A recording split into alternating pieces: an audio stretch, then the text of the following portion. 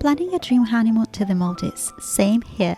And while it was magical, I definitely overpacked, underprepared, and totally forgot a few essentials. So here is what I wish I brought and what you can leave behind. Maldivian sun is brutal. Bring at least 2 bottles, reef safe only, since you will be swimming near coral. Don't forget about water shoes. For rocky beaches and coral reefs, your feet will thank you. Light cover up, kimono, or a light shirt with long sleeves would work too. It's perfect for throwing over a swimsuit, stylish, breezy, and keeps the sun off. If you don't have an underwater camera, don't forget a portable waterproof phone pouch.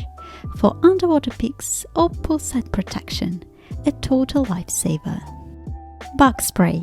Well, this is not a joke, this is something that was recommended to us, as there are really mosquitoes, especially in the evening. But to be honest, we never use it, but I thought I would share this information with you. Now it's time to discuss the things I regret bringing. Too many outfits. You will be in swimsuits 80% of your time, and honestly, I wore the same dresses over and over, so pack light. Hair straightener is completely useless in the Maldives, so embrace the beach waves, as the humidity here is a game over. If you like high heels, well, leave them at home. Go for cute flat sandals instead.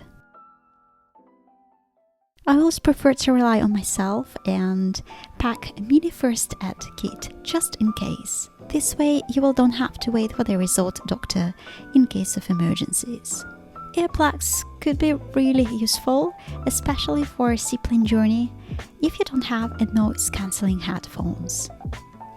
Although it's completely free at most resorts we stayed in, if you are doing lots of underwater exploring, it's better to bring your own snorkel mask.